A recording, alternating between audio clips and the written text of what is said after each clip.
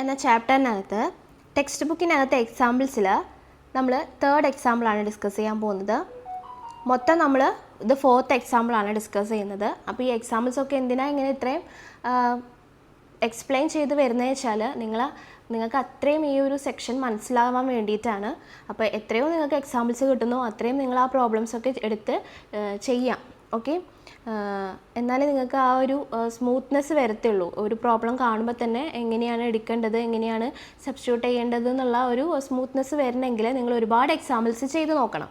അപ്പോൾ അതിന് വേണ്ടിയിട്ടാണ് നമ്മൾ ഓരോ എക്സാമ്പിൾസും ഇത്ര കഷ്ടപ്പെട്ട് എക്സ്പ്ലെയിൻ ചെയ്ത് പോകുന്നത്. നമ്മൾ എക്സാമ്പിൾസ് ആയതുകൊണ്ടാണ് നമ്മളിങ്ങനെ ഈ ഒരു സിസ്റ്റത്തിൽ ചെയ്യുന്നത്. നമ്മൾക്ക് ഇനി എക്സസൈസ് പാർട്ട് വരുമ്പോൾ നമുക്കത് ബോർഡ് വെച്ചിട്ട് കൂടുതൽ എക്സ്പ്ലെയിൻ ചെയ്ത് പോവാം. നിങ്ങൾക്ക് ഏതാ കൺവീനിയൻ്റ് ആയിട്ട് തോന്നുന്നതെന്ന് വെച്ചാൽ നിങ്ങളൊന്ന് കമൻറ്റ് സെക്ഷനിൽ പറയൂ കേട്ടോ.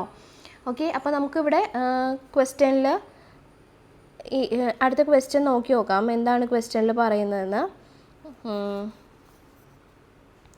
Of two numbers the large one is 5 times the smaller one and subtracting the smaller from the larger gives 32.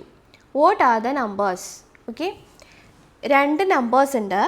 Large one is 5 times the smaller one. Smaller വണ്ണിൻ്റെ 5 times ആണ് ലാർജ് വൺ. ഇനി smaller നമ്പറിനെ large വണ്ണിൽ നിന്ന് subtract ചെയ്യുമ്പോൾ നമുക്ക് കിട്ടുന്നത് 32 ആണ്. അങ്ങനെയാണെങ്കിൽ നമുക്ക് നമ്പേഴ്സാണ് കണ്ടുപിടിക്കേണ്ടത്.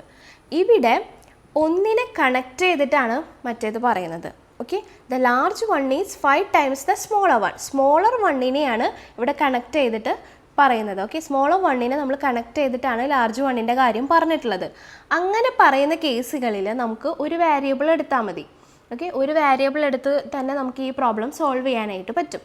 അപ്പോൾ ഇതിനാകെ ഒരു മെത്തേഡ് ഫോളോ ചെയ്താൽ മതി. അപ്പോൾ ഇങ്ങനെ കണക്ട് ചെയ്തിട്ടാണ് ഇവിടെ പറയുന്നത്. ഓക്കെ, അപ്പോൾ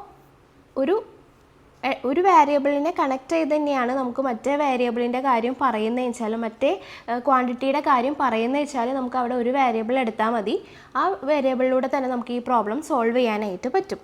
ഓക്കെ, അപ്പോൾ ഞാനിവിടെ പറയട്ടെ, നമുക്ക് സ്മോളർ വണ്ണിനെ കണക്ട് ചെയ്താണ് ഇവിടെ ലാർജർ വണ്ണിൻ്റെ കാര്യം പറഞ്ഞിട്ടുള്ളത്. അപ്പോൾ സ്മോളർ വൺ എന്നുള്ള ആ ഒരു നമ്പർ നമുക്ക് എക്സ് ആയിട്ട് എടുക്കാം. സ്മോളർ വണ്ണിനെ കണക്ട് ചെയ്താണ് ഇവിടെ എന്താണ്. അപ്പോൾ സ്മോളർ നമ്പറിനെ അല്ലെങ്കിൽ സ്മോളർ നമ്പർ എന്ന് എഴുതിയാലും മതി, അല്ലെങ്കിൽ സ്മോളർ വൺ എന്ന് ഞാൻ ക്വസ്റ്റ്യനിൽ എടുത്ത് എഴുതി കേട്ടോ. സ്മോളർ നമ്പർ എന്ന് എഴുതിയാലും മതി. അത് നമുക്ക് എക്സ് ആയിട്ട് എടുക്കാം. ഓക്കെ, ഇനി ലാർജർ നമ്പർ എന്താ പറയുന്നത്? 5 times ദ സ്മോളർ നമ്പർ.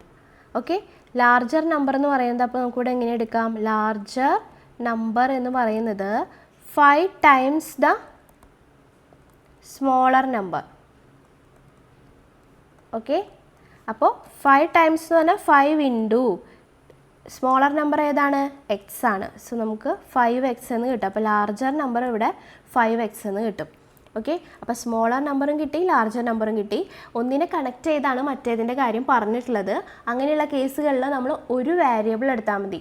നേരത്തെ കേസുകളിലൊക്കെ എങ്ങനെയായിരുന്നു? മുൻപത്തെ എക്സാമ്പിൾസിലൊക്കെ എങ്ങനെയായിരുന്നു? നമ്മളവിടെ ഒരു കമ്പാരിസൺ കൊണ്ടുവരുന്നുണ്ടായിരുന്നു അല്ലേ? ഒന്നിനേക്കാൾ ഗ്രേറ്റർ ദാൻ, ലെസ് ദാൻ, അങ്ങനെയൊക്കെ പറഞ്ഞിട്ട് ഒരു കമ്പാരിസൺ കൊണ്ടുവരുന്നുണ്ടായിരുന്നു. അങ്ങനത്തെ സിറ്റുവേഷനിലൊക്കെ നമുക്ക്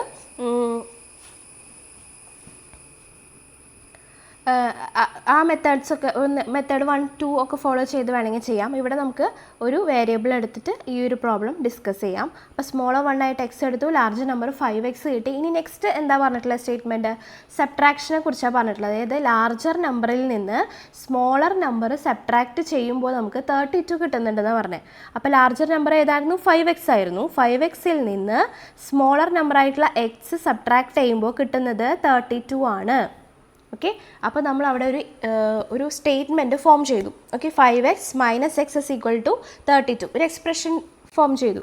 ഇനി നമുക്കിത് സോൾവ് ചെയ്യാം. 5x - x എന്ന് പറയുമ്പോൾ എത്ര വരും? 4x എന്ന് വരും. 4x = 32. 4x = 32 ആണെങ്കിൽ